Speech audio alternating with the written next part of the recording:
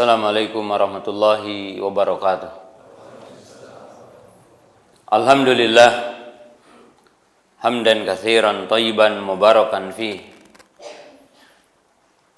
kama yuhibbu rabbuna wa yardah. Asyhadu an la ilaha illallah wahdahu la syarikalah wa asyhadu anna Muhammadan abduhu wa rasuluh. Wassalatu wassalamu ala Rasulillah wa ala alihi wa ashabihi wa man tabi'ahum bi ihsanin ila yaumiddin, amma ba'du. Ya ayyuhalladzina amanu taqullaha haqqa tuqatih wa la tamutunna illa wa antum muslimun. Kaum muslimin, para jamaah, para penuntut ilmu yang dimuliakan Allah Subhanahu wa taala, pemirsa MGTV yang dimuliakan Allah Subhanahu wa taala, sahabat Riyadul Jannah di mana saya berada. Pertama, marilah kita untuk senantiasa bersyukur kepada Allah Subhanahu wa taala yang senantiasa menganugerahkan kepada kita berbagai nikmat, terutama nikmat iman, nikmat Islam, nikmat kita berada di atas sunnah Rasulullah sallallahu alaihi wasallam, dan nikmat sehat sehingga pada kesempatan pagi yang berbahagia ini kita dapat berkumpul di majelis yang mulia ini, di masjid yang mulia ini. Dan ucapan terima kasih saya sampaikan juga kepada para satidah dan ikhwan-ikhwan di Kota Pasuruan, di Masjid Al-Ihsan, yang telah menjadi wasilah dan sebab di kesempatan pagi hari ini saya bisa berkunjung ke tempat ini dan bersilaturahmi dengan kaum muslimin, dengan ahli sunnah, salafiyun di tempat yang mulia ini. Kaum muslimin, jamaah yang dirahmati Allah Subhanahu wa taala, judul yang kita akan bahas di kesempatan pagi hari ini adalah berkaitan bagaimana kita sebagai mukmin memahami Islam dengan pemahaman yang benar. Salah satu ungkapan yang diungkapkan oleh salah seorang ulama, yaitu Asy-Syaikh Al-Albani rahimahullahu taala, beliau mengungkapkan satu ungkapan yang mungkin juga ungkapan ini sangat berat untuk diterima, tetapi sesuatu yang harus kita pahami dalam bentuk kenyataan. Karena ungkapan ini adalah ungkapan yang sangat agung, di mana beliau mengatakan musibatu al-alam al-islami al-yaum akhtaru min ikhtilal Yahud li Palestin. Fa inna musibata al-alam al-islami al-yawm innahum dallu sawa as-saibin.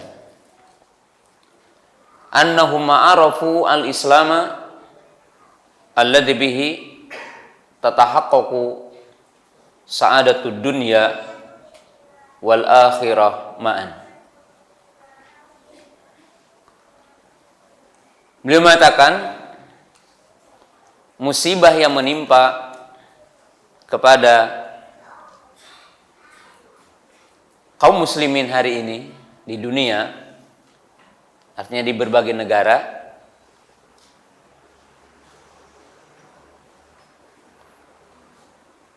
itu lebih berbahaya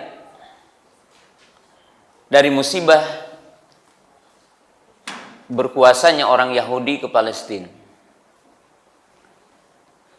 Ungkapan ini tentunya bukan berarti Syekh Albani rahimahullahu taala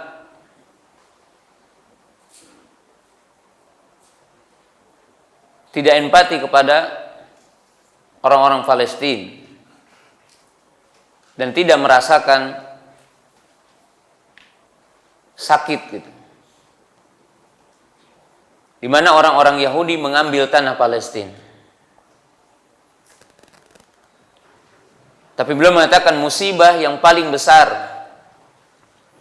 dan musibah yang paling berbahaya yang menimpa belahan umat Islam di dunia hari ini,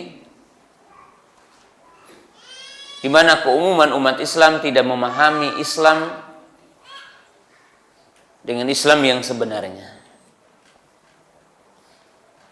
yaitu Islam yang dengannya bisa sampai kepada kebahagiaan dunia akhirat.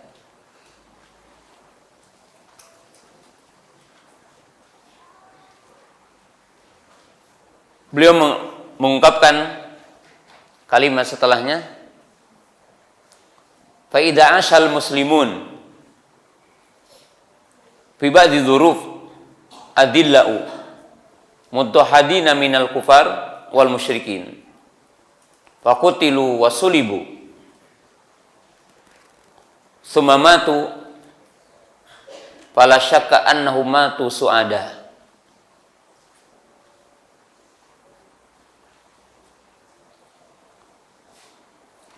Amma idza asha ajizan fid dunya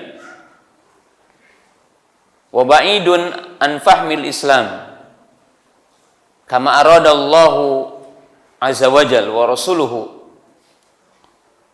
fahum sayamutuna asqiya wa in asa su'ada fid dhahir. Kemudian beliau mengungkapkan ungkapan setelahnya,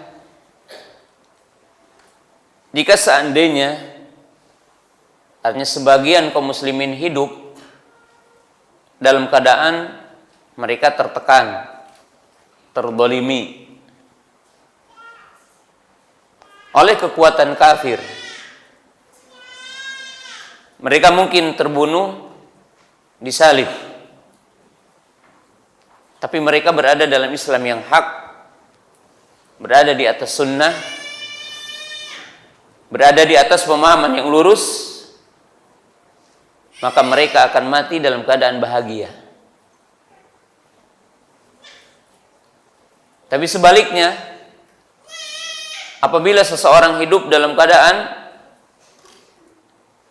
bahagia dunia, aman dalam bentuk dunia, tapi mereka tidak berada dalam pemahaman Islam yang lurus, mereka tidak berada dalam pemahaman Islam yang hak, itu Islam yang dimaksud dengan Allah dan Rasulnya, maka mereka mati dalam keadaan asqiya. Mereka dalam kondisi berada bukan dalam pintu surga, tetapi mereka akan berada dalam pintu ukubah Allah.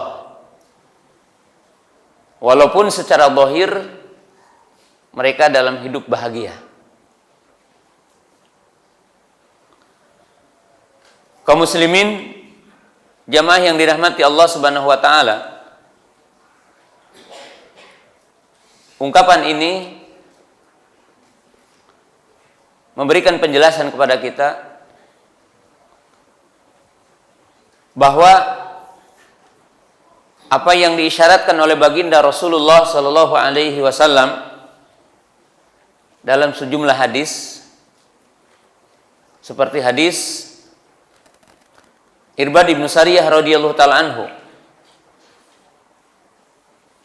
anna Nabiy sallallahu alaihi wasallam qala fa innahu man ya'ish minkum fasayara ikhtilafan katsira fa alaikum bisunnati wa sunnatil khulafa'ir rasyidin al mahdiyyin addu 'alaiha binawajid wa iyyakum wa muhdatsatil umur fa inna kulla muhdatsatin bidah wa inna kulla bid'atin dhalalah wa inna kulla dhalalatin finnar.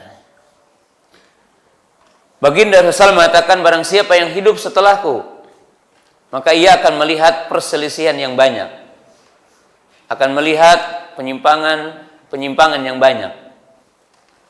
maka hendaklah kalian berpegang teguh kepada sunnahku dan sunnah para khulafaur rasyidin yang mereka telah mendapatkan petunjuk. Genggamlah, gigitlah dengan gigi rahamu, peganglah erat sunnah tersebut,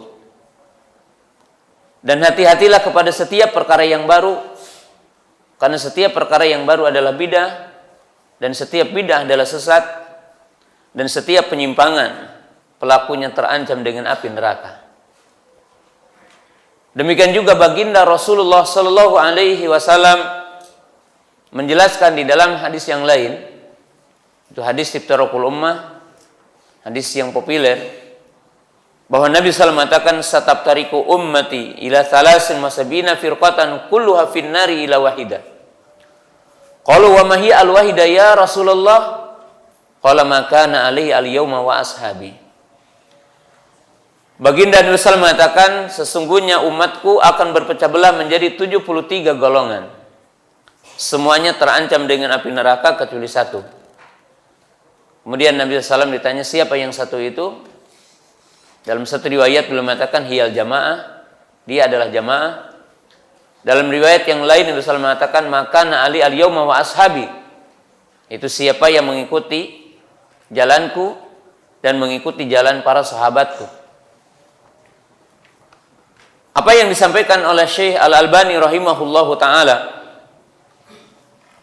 di mana beliau mengatakan, musibah terbesar yang menimpa kepada umat Islam hari ini bukanlah berkuasanya orang kafir ke sebagian negeri Islam.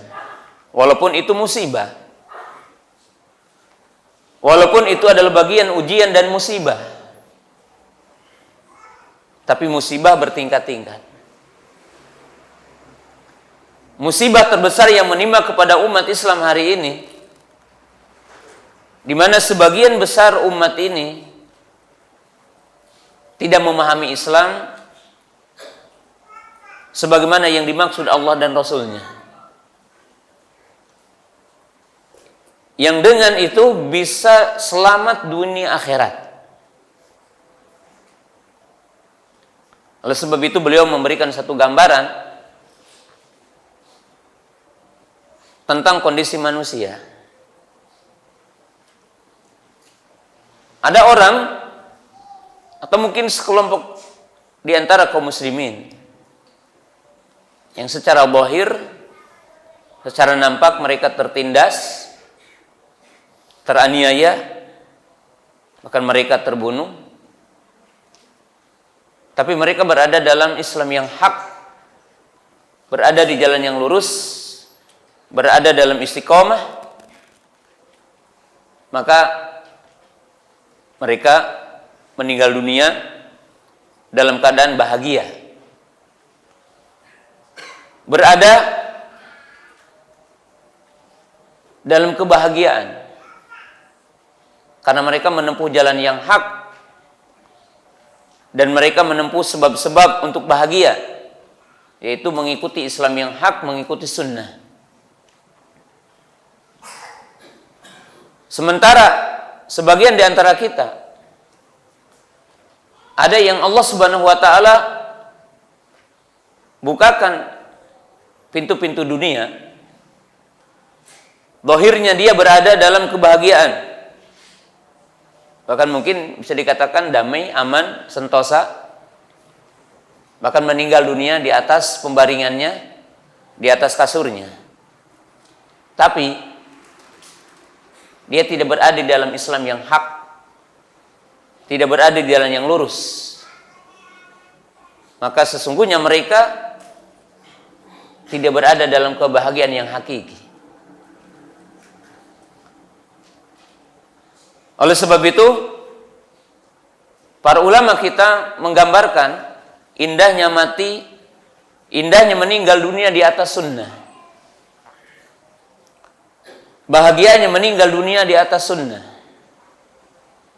Abdullah bin Umar radhiyallahu ta'ala anhu mengungkapkan satu ungkapan tentang urgensi seorang mukmin meninggal dunia di atas sunnah. Qala ma farihtu fil Islam asyadu farhan min ana qalbi lam yadkhulhul hawa. Abdullah bin Umar berkata, tidak ada perkara yang aku berbahagia di dalam Islam selain hatiku tidak masuk hawa nafsu.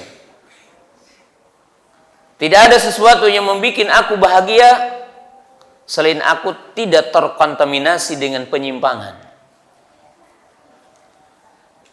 Dan Abdullah bin Umar radhiyallahu taala anhu salah seorang sahabat yang sangat gigih dan keras kepada setiap bentuk penyimpangan. Al-Imam Bukhari, Al-Imam Muslim rahimahullahu taala meriwayatkan hadis pertama dalam Kitabul Iman. Jadi meriwayatkan hadis pertama dalam Kitabul Iman itu hadis Umar ibn Khattab. Kemudian meriwayatkan dari bapaknya Umar ibn Khattab yaitu Abdullah bin Umar radhiyallahu taala anhu. Hadis ini dikenal dengan hadis Jibril.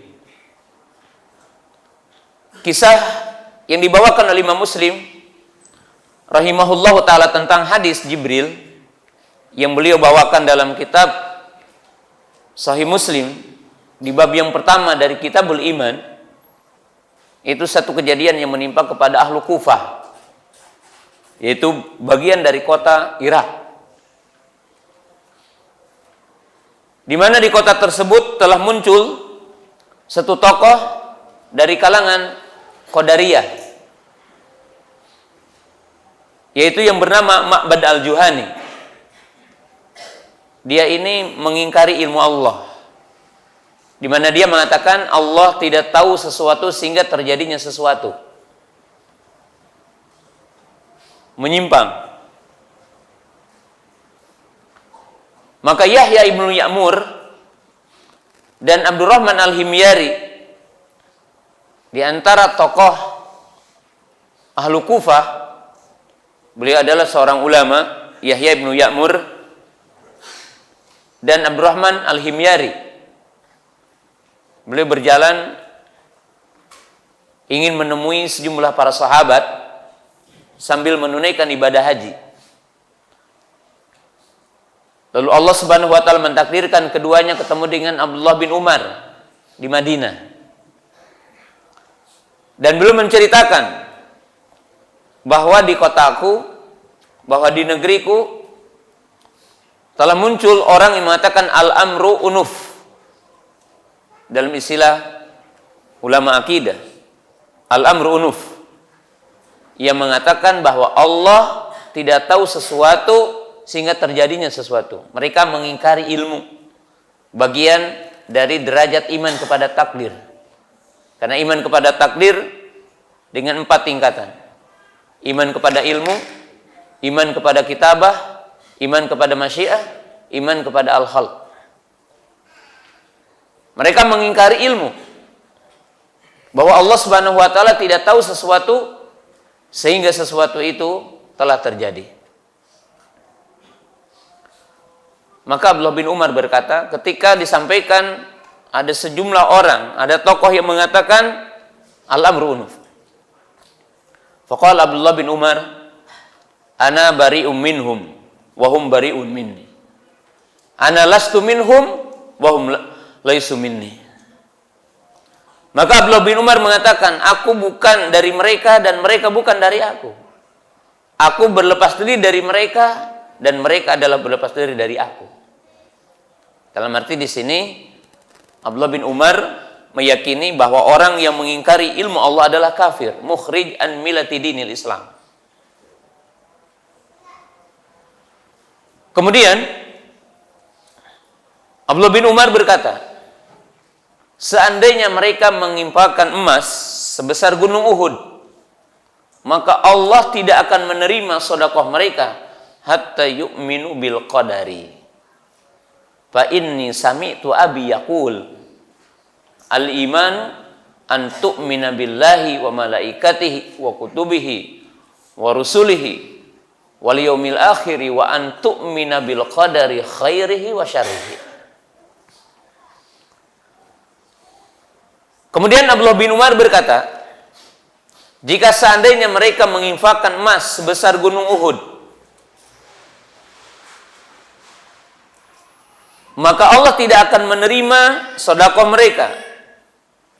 Allah tidak akan menerima semua kebaikan mereka, sehingga mereka beriman kepada takdir. Karena aku mendengar bapakku meriwayatkan bahwa baginda Rasulullah SAW berkata, kemudian disebutkan hadis Jibril, tapi saya potong bagiannya. Karena Nabi SAW bersabda, iman adalah engkau beriman kepada Allah, beriman kepada malaikat-malaikatnya, beriman kepada kitab-kitabnya, beriman kepada rasul-rasulnya, beriman kepada yaumil akhir, dan beriman kepada qada dan qadar, khairihi wa syarrihi. Baik takdir yang baik atau takdir yang buruk. Nah, lihat kaum muslimin, pemirsa yang dimuliakan Allah Subhanahu wa taala. Abdullah bin Umar radhiyallahu taala anhu membetulkan orang yang menisbatkan kepada Islam tapi bukan Islam yang lurus, yaitu dari sisi akidah dan keyakinannya. Bahkan Abdullah bin Umar radhiyallahu ta'ala anhu menjelaskan dengan satu penjelasan yang begitu dahsyat. Ketika sejumlah mereka menganggap mereka adalah muslim, tapi mereka tidak mengimani ilmu Allah. Maka Abdullah bin Umar mengatakan, ana lastu minhum wa hum laisu minni. Ana bari'um minhum wa hum bari'um minni. Nah, kaum muslimin jamaah yang dirahmati Allah Subhanahu wa taala. Riwayat ini juga menunjukkan bahwa setiap muslim, setiap mukmin, kita wajib menselaraskan pengakuan kita, keimanan kita, keislaman kita dengan Islam yang lurus. Kisah yang kedua adalah kisah orang-orang Khawarij dengan Abdullah bin Abbas radhiyallahu taala anhuma. Jadi ini menunjukkan bahwa kita wajib beragama dengan apa yang telah dipahami oleh para sahabat ridwanullahi taala alaihim, para tabi'in, dari pemahaman yang hak dari Islam. Kisah yang kedua adalah kisah yang dimuat oleh Imam Bukhari rahimahullahu taala dan yang lainnya. Itu kisah orang Khawarij dengan kisah Abdullah bin Abbas. Saya ambil potongan kisah ini. Orang-orang Khawarij itu mengkafirkan Ali radhiyallahu ta'ala anhu, mengkafirkan Muawiyah, mengkafirkan seluruh sahabat yang setuju dengan tahkim, yaitu terjadinya perdamaian antara Muawiyah dengan Ali radhiyallahu ta'ala anhuma.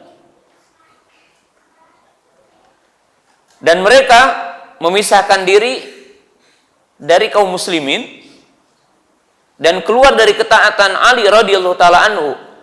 Mereka memisahkan diri di tempat yang namanya Haura, sehingga mereka dikenal dengan Haruriyun.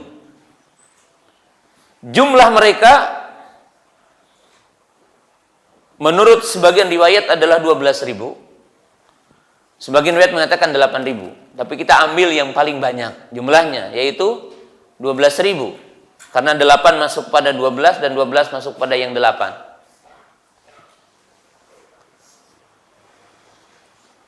Satu ketika Abdullah bin Abbas meminta izin kepada Ali radhiyallahu ta'ala anhu akan mujadalah, akan munadharah, akan munaqasyah, yaitu berdebat, adu argumentasi dengan mereka orang-orang Khawarij. Dan Abdullah bin Abbas radhiyallahu ta'ala anhuma, seorang sahabat yang didoakan oleh baginda Nabi sallam dengan mengatakan, Allahumma faqihhu fid din wa alimhu ta'wil. bahwa Nabi SAW mendoakan Abdullah bin Abbas, ya Allah jadikanlah anak ini anak yang faqih kepada agama dan diajarkan kepadanya tafsir, itu ta'lim Quran. Yang menunjukkan di sini para thalabul ilmi, dan di sini tadi disebutkan ada tahfidul Quran. Ya. Catat ya dengan tinta emas nasihat ini, bahwa seseorang menghafal Quran bukan akhir dari belajar Quran. Hafal Quran adalah awal dari belajar Quran.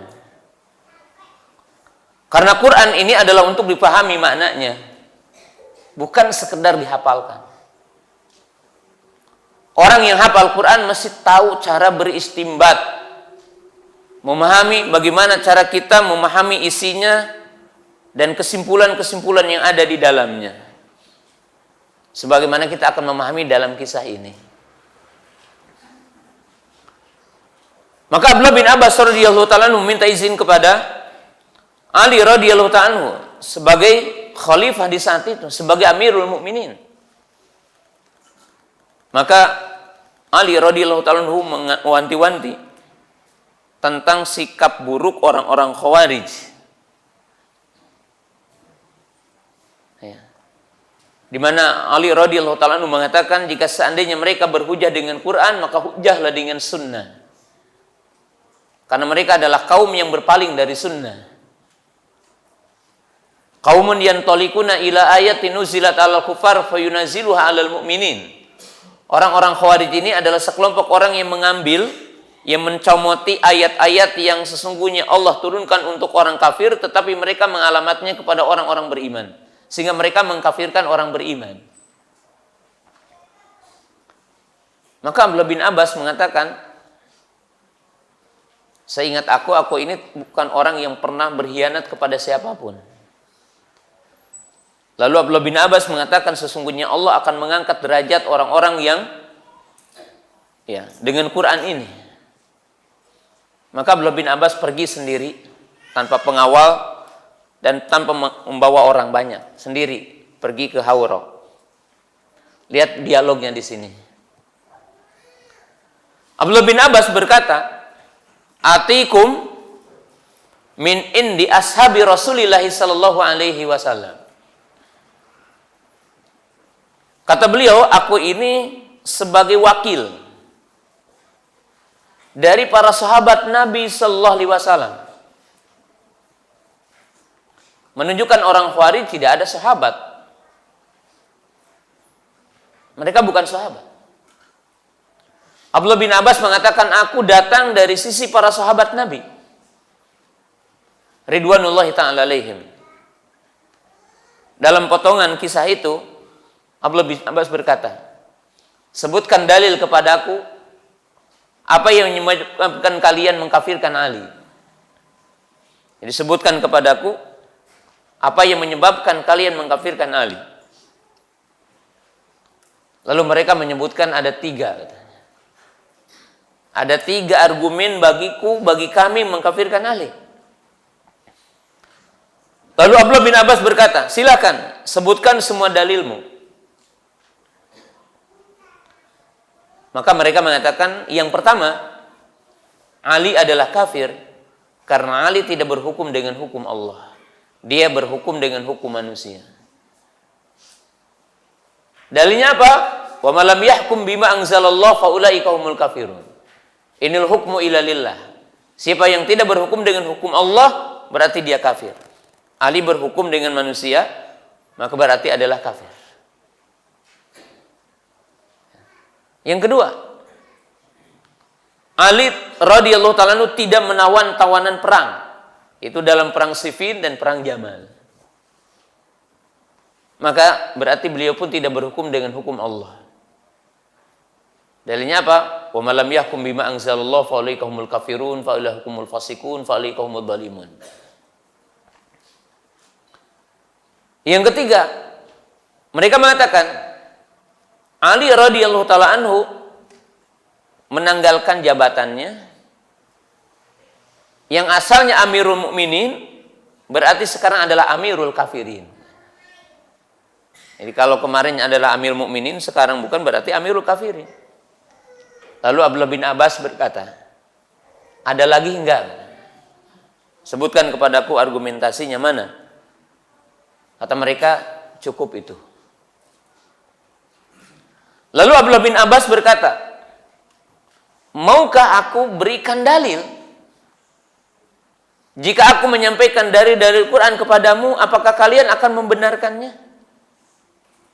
Aku datang dari sisi para sahabat Nabi SAW. Aku membawa pemahaman dari pemahaman sahabat-sahabat Nabi SAW.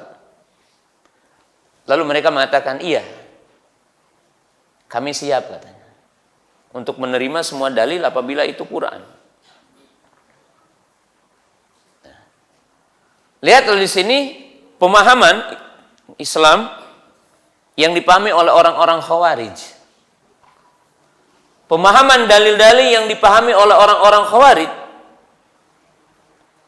dengan pemahaman yang hak yang dipahami oleh Abdullah bin Abbas radhiyallahu taala anhu. Maka Abdullah bin Abbas berdialog tentang dalil yang pertama. Mereka mengatakan Ali radhiyallahu taala anhu,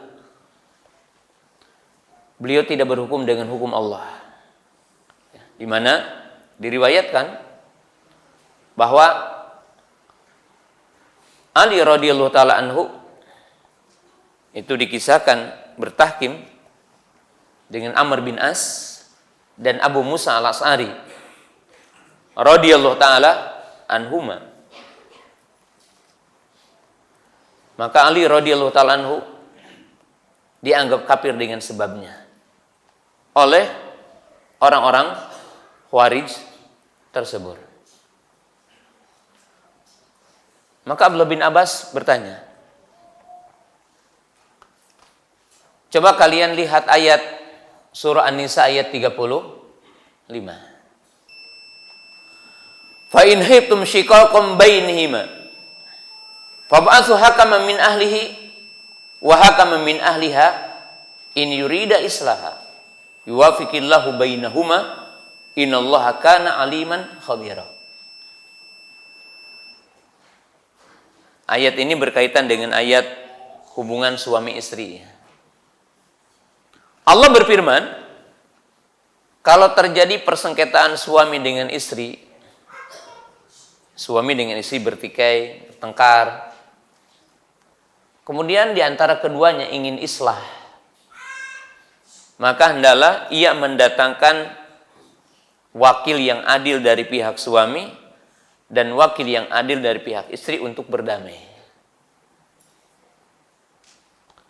Lalu Abdullah bin Abbas berkata, kalau seseorang itu bertahkim kepada orang yang adil ketika terjadi pertikaian, kalau suami dengan istri bertikai dan bertahkim kepada orang yang adil, apakah dia berhukum dengan hukum Allah atau dia berhukum dengan hukum manusia? Maka orang Khawarij mengatakan karena dibacakan ayat ini, ya mereka berhukum dengan hukum Allah karena mereka mengamalkan ayat ini. Wa in khiftum shiqaqa bainihima fab'atsu hakaman min ahlihi wa hakaman min ahliha in yurida islah. Lalu Abdullah bin Abbas berkata, mana lebih baik, mana lebih penting, mana lebih urgen? Berdamai tentang faraj atau berdamai tentang darah? Karena Ali radhiyallahu taala anhu dengan Muawiyah radhiyallahu taala anhu berdamai untuk meredam teralirnya darah kaum muslimin. Maka mereka paham, qalu aina. Kalau begitu Ali radhiyallahu taala anhu benar, di mana beliau bertahkim dengan manusia mengamalkan ayat, kalau terjadi pertikaian maka berdamailah dengan orang yang adil. Lihatlah di sini pemahaman yang salah dengan pemahaman yang hak.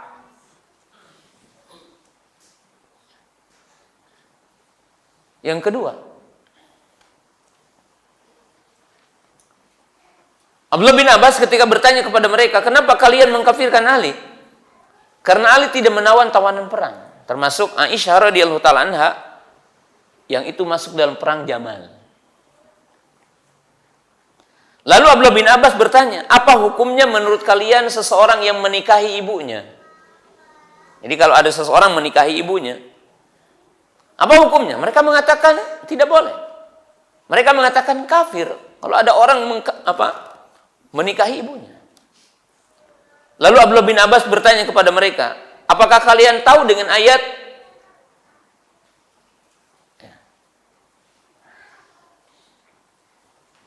yang bunyinya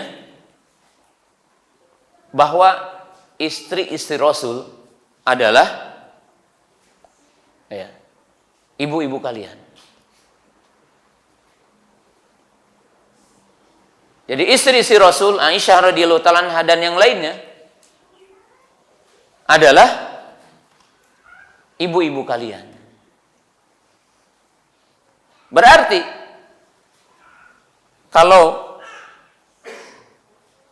mengambil sebagai sabaya itu tawanan perang wanita, maka ia melanggar ayat ini.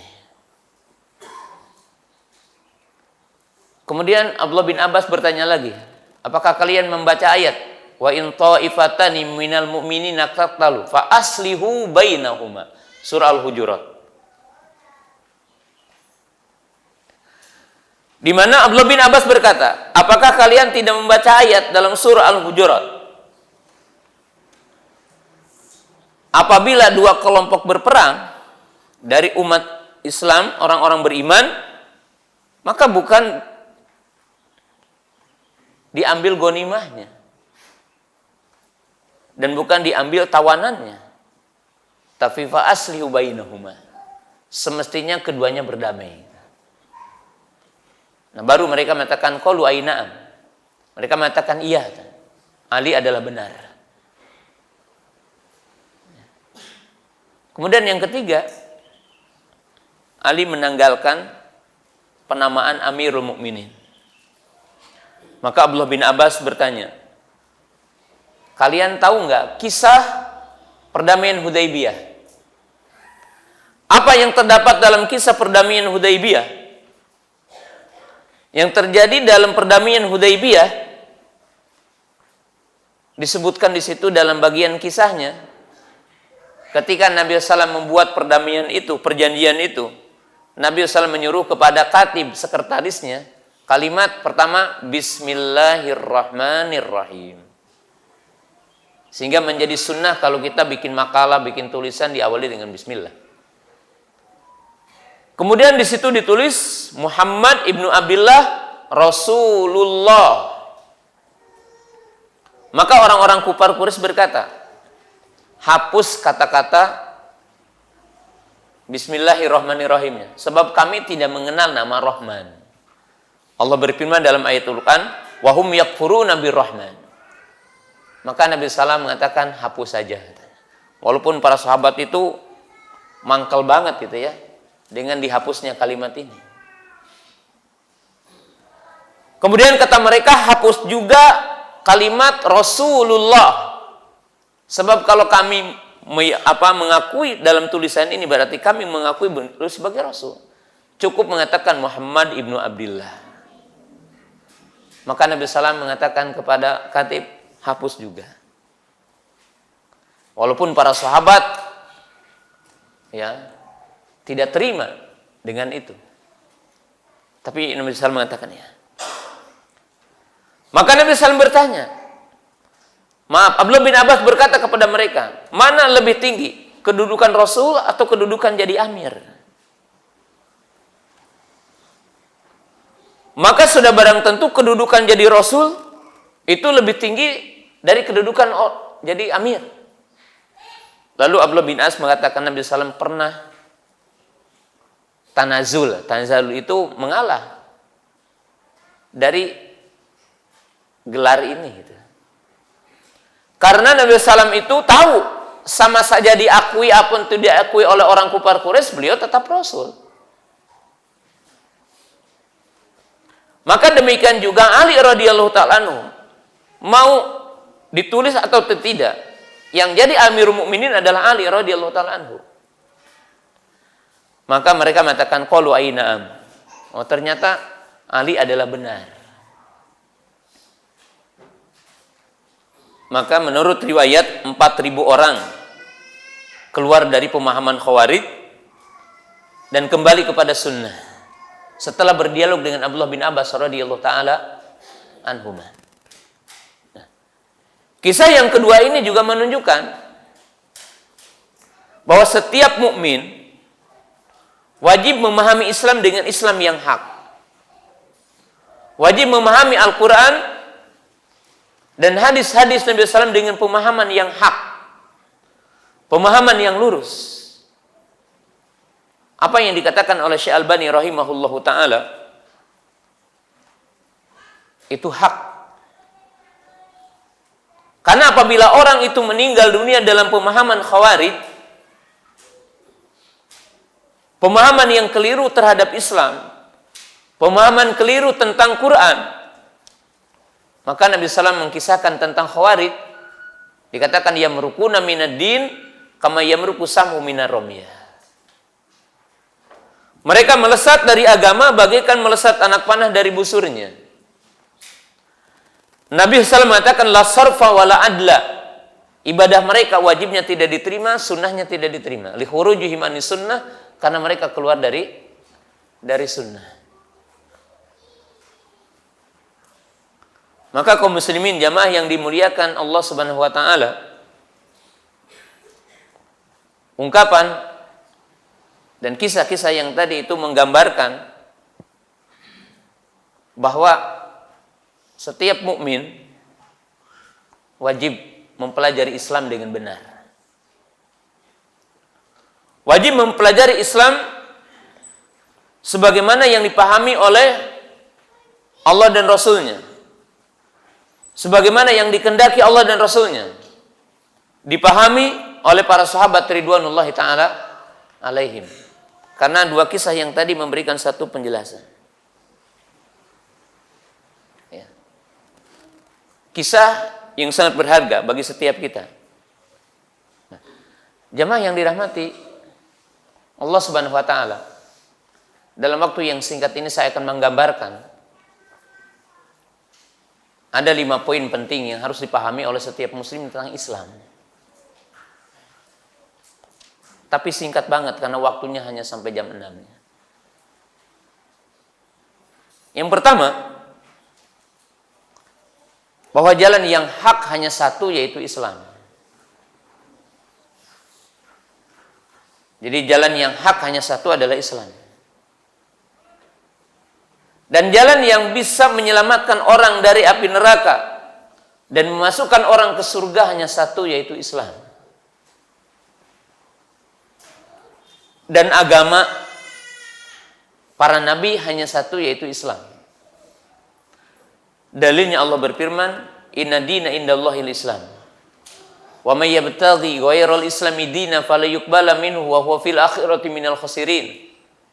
Ihdinas siratal mustaqim siratal ladzina an'amta alaihim ghairil maghdubi alaihim waladdallin.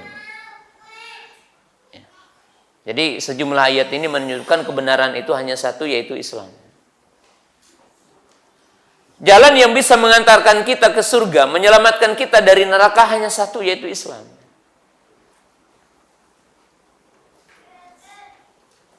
Dan dalam poin yang pertama ini, satu poin yang wajib diyakini oleh kita dan dibetulkan keyakinan dari sebagian orang. Ada orang yang mengatakan yang penting orang itu esensi Islam. Tidak penting Islamnya. Tapi menurut pemahaman yang hak, bahwa orang itu mesti masuk pintunya dulu. Mesti masuk gerbangnya dulu. Yaitu mengucapkan kalimat syahadatain dan meyakini kebenaran Islam, meyakini haknya Islam. Karena setiap manusia yang melakukan bagian-bagian ajaran Islam dan tidak meyakini kebenaran Islam, maka tidak akan diterima di sisi Allah. Oleh sebab itu Hakim Ibnu Hizam bertanya kepada Nabi SAW. Di saat itu beliau bertanya, aku dulu melakukan banyak kebaikan, berbakti kepada dua orang tua, membantu orang-orang yang menunaikan ibadah haji, ya. Artinya orang-orang yang tawaf di Baitullah, aku sering dermawan memberikan makanan, minuman. Kemudian aku pun pernah memerdekakan budak. Lalu beliau bertanya, apakah Allah akan menerima kebaikanku?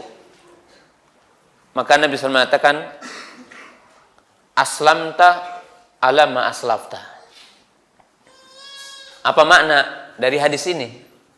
Para ulama mengatakan bahwa semua kebaikan yang pernah dilakukan oleh orang kafir, kemudian dia masuk Islam, maka akan dicatat kebaikan itu setelah masuk Islam. Sebaliknya, semua keburukan yang pernah dilakukan di masa kafir, ada orang kafir melakukan zina, mencuri, minum khamar, dan yang lainnya, dia masuk Islam, maka akan dihapus semuanya. Aslamta ala ma aslafta. Yang kedua, setiap di antara kita wajib meyakini bahwa Islam itu agama yang sempurna. Jadi Islam itu adalah agama yang sempurna. Agama yang membahas semua sendi-sendi kehidupan.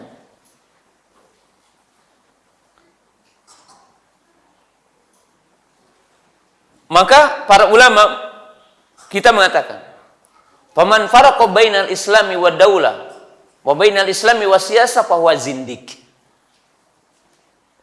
Siapa yang memisahkan Islam dengan negara dan memisahkan Islam dengan politik, maka dia zindik.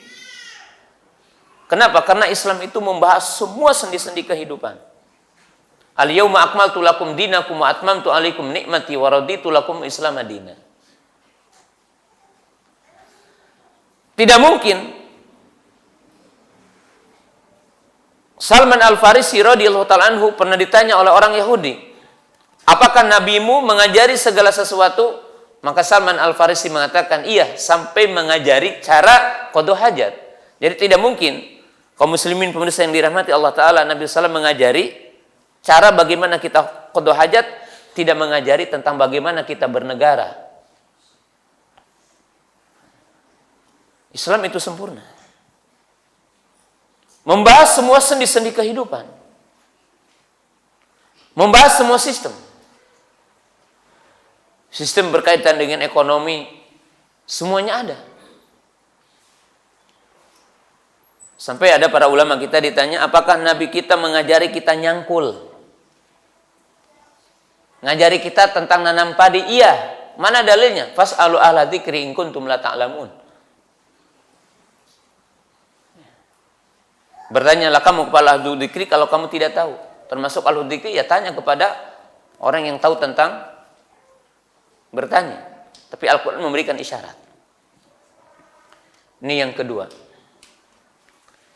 Yang ketiga, di antara perkara yang harus kita yakini tentang Islam, dan ini semakin pudar dari hati kaum muslimin, bahwa Islam itu salihun wa musalihun likulli zamanin wa makanin.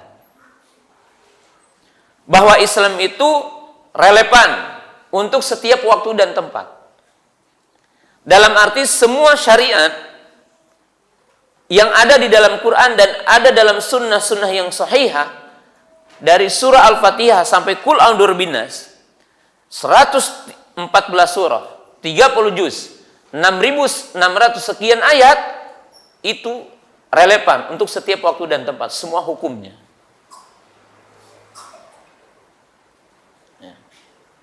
Tidak ada satu komponen hukum yang ada dalam Islam yang berkaitan dengan perintah-perintah Allah, larangan-larangan Allah, halal haram, berkaitan dengan hukum jinayat, hukuman-hukuman yang ada dalam Quran. Semuanya itu relevan untuk waktu dan tempat. Kenapa? Karena Allah telah menyatakan Islam itu rahmatan lil alamin, rahmat untuk alam semesta. Artinya apa? Akan menciptakan kebaikan. Dan yang keempat,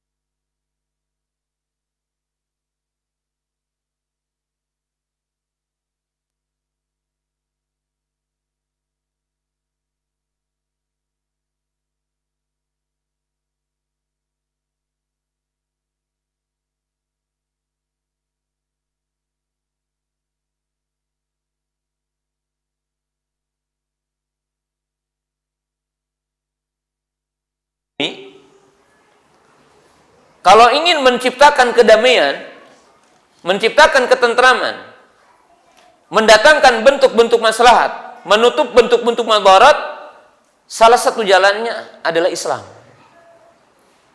Karena semuanya adalah untuk menciptakan itu. Allah Subhanahu wa taala menegakkan hukuman-hukuman dalam Quran, perintah-perintah. Sampai kita wajib tahu ya, sekedar gitu ya. Termasuk sekarang virus corona gitu kan.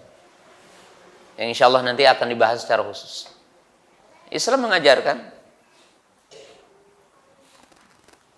setiap hari kita wudu, dan setiap wudu kita diperintahkan mencuci tangan dulu sebelum memasukkan tangan kita ke bezana. Bangun tidur disunahkan kita untuk mencuci tangan sebelum kita memasukkan tangan kita ke bezana. Bahkan sebagian para ulama mengatakan hukumnya wajib, walaupun jumhur ulama mengatakan hukumnya sunnah. Jadi sebelum ada penjelasan dari para ahli hari ini berkaitan dengan mencuci tangan, Islam telah lebih dulu, ribuan tahun yang lalu, mengajari kita. Bahkan Islam mengajari bukan hanya dengan pakai masker gitu. Islam mengajari kita untuk intisar sehari semalam lima kali, menghisap air ke hidung dan mengeluarkannya. Orang pakai masker, ya mungkin akan lupa. Orang pakai masker ya berlebihan, hari ini masker kan mahal ya. Orang pakai masker, mungkin lupa balik gitu kan. Satu ketika lupa, masangnya lagi. Yang tadinya di luar ke dalam. Atau dipegang sama tangannya nih.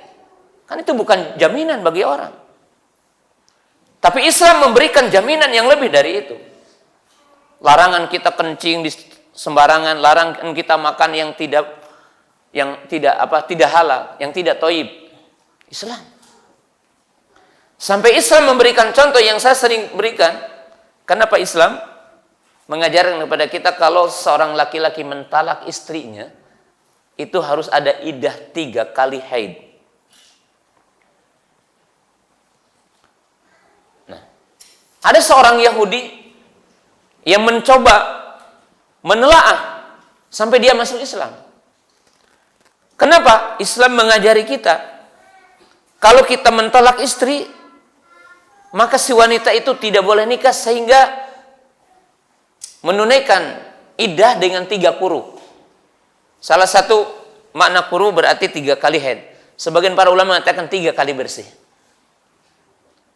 Ada orang Yahudi yang mencoba.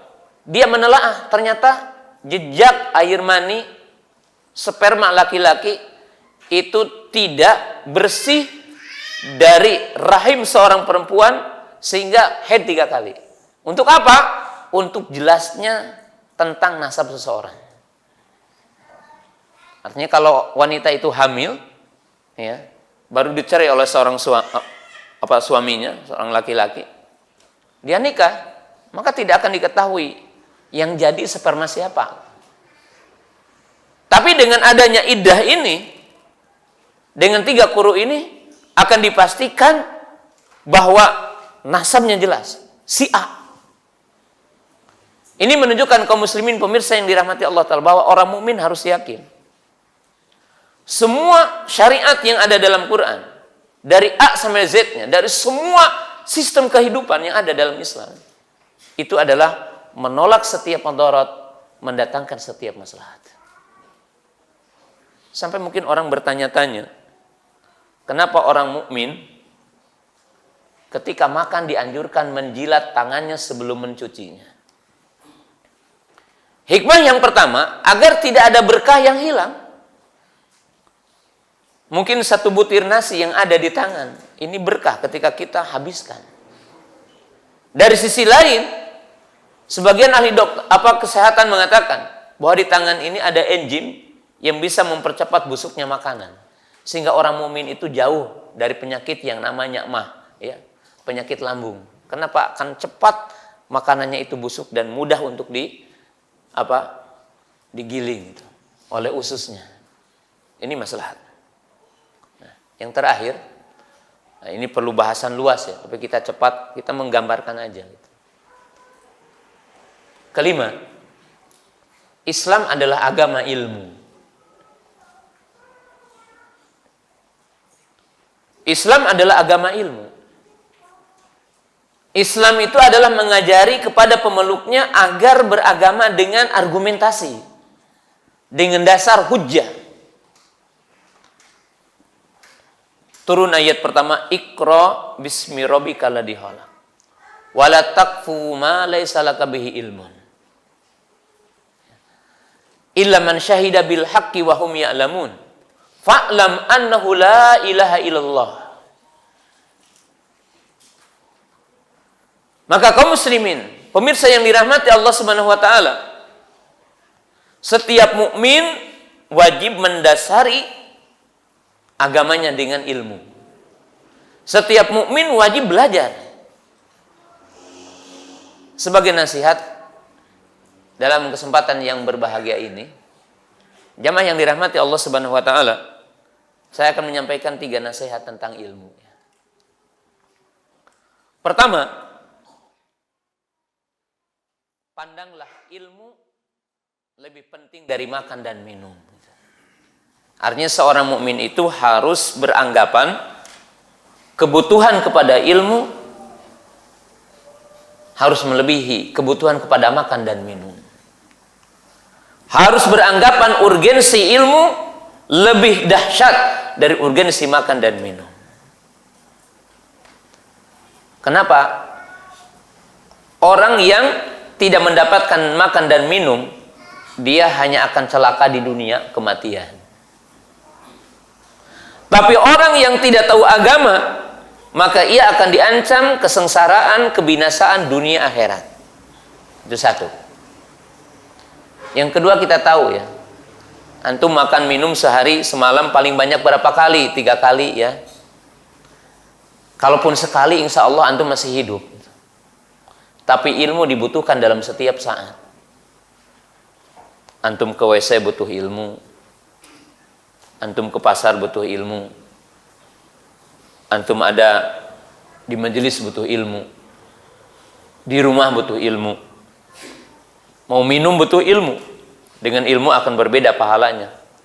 Ya, orang yang minum dengan tangan kanan, dengan tangan kiri akan berbeda pahalanya. Ilmu. Nah, ini kita harus tahu ya. Yang kedua, saya ingin nasihatkan, thalabul ilmi itu mestinya natural. Jadi thalabul ilmi itu harus natural dalam kehidupan kita. Ilmu itu bukan sekedar kita duduk di majelis. Ilmu itu bukan kalau kita masuk pesantren atau mempesantrenkan anak. Ilmu harus seperti antum butuh makan dan minum. Kalau antum haus, cari air. Kalau lapar, cari nasi. Untuk orang Indonesia. Saya berikan 2 contoh aja ya. Dan itu kehidupan yang indah dalam kehidupan para sahabat. Jadi ilmu itu dibutuhkan dalam kehidupan mereka natural. Seperti ingin makan, ingin minum. Ilmu itu tidak perlu kurikulum. Bukan kurikulum tidak perlu ya. Tapi dalam kehidupan kita, ilmu itu natural aja gitu. Gimana? Kita lihat para sahabat. Para sahabat pergi ke laut tidak membawa air tawar. Mereka belum tahu hukum air laut. Mereka datang kepada Nabi SAW bertanya, kami membawa air sedikit ke laut. Kalau kami wudu tidak bisa minum, kalau kami minum tidak bisa wudu. Maka Nabi SAW mengatakan apa? Wa tahuru ma'uhu wal hilu maitatu. Air laut itu suci dan bangkainya halal. Selesai. Jadi tidak perlu taklim. Dalam arti seperti ini. Ilmu dalam kehidupan mereka itu indah gitu. Berjalan dalam interaksi hidup. Ali radhiyallahu ta'ala anhu terkena, bukan terkena, artinya Ali radhiyallahu ta'ala anhu itu banyak keluar air madi. Sementara ini hal yang sifatnya rahasia gitu. Beliau juga merasa malu kalau langsung bertanya kepada Nabi SAW karena itu adalah mertuanya gitu. Akhirnya menggandeng Mikdad ibnul Aswad. Ayo Mikdad katanya, kita tanya kepada Nabi SAW. Kamu yang tanya, aku hadir. Menurut riwayat begitu sebagiannya. Maka Mikdad bertanya. Maka Nabi SAW bersabda apa? Ighsil dakaroka wa tawaddo. Cuci dakarmu dan wudu. Selesai. Ali radhiyallahu ta'ala anhu tahu bahwa keluar madi bukan seperti keluar air mani. Keluar madi seperti keluar air kencing. Air madi najis dan wajib dibersihkan tempat keluarnya. Selesai gitu. Coba kalau antum hidup seperti ini hari ini ya. Cuma kan pernah nggak antum datang dengan istri, bawa anak istri bertanya tentang ilmu ke ustadz itu, atau antum menunggu di tempat gitu. Kalau antum teliti yang di sini, ada enggak yang sengaja belajar sifat wudu? Saya yakin jarang ya. Sifat wudu antum itu belajar karena kebetulan, tanpa niat tadinya. Antum datang ke sini, ke majelis, kebetulan ustaznya lagi menerangkan kitab Bulughul Maram atau Umdatul Ahkam, atau mungkin kitab yang lainnya, lagi menerangkan sifat wudu, baru belajar. Nah, para sahabat tidak demikian. Karena mereka menganggap ilmu itu bagian dari hidup mereka. Dan ini keindahan kehidupan para sahabat, beda dengan kita. Nah, maka jamaah yang dirahmati Allah Subhanahu wa taala, musibah yang paling besar adalah orang yang memahami Islam bukan yang dimaksud Allah dan Rasulnya. Sebagaimana dalam kisah yang tadi. Kalau kita ungkap 5 poin tadi dan kita merincinya, bagaimana orang mukmin itu meyakini Islam dengan benar? Bagaimana umat Islam itu cinta kepada ilmu, din, agama? Sebagaimana tadi diberikan 2 kisah, 2 aja tadi. Bagaimana sikap para sahabat dengan ilmu? Barangkali demikianlah apa yang saya bisa sampaikan di kesempatan pagi yang berbahagia ini. Saya kira tidak perlu pertanyaan karena jadwalnya hanya sampai jam 6 saja ya. Kata panitia tidak boleh lebih dari jam 6 ya. Barangkali demikian. Mudah-mudahan menjadi satu pendorong bagi kita untuk senantiasa mendalami dinul Islam sehingga pemahaman kita adalah pemahaman yang benar. Subhanakallahumma bihamdika asyhadu an la ilaha illa anta astaghfiruka wa atubu ilaik. Assalamualaikum warahmatullahi wabarakatuh.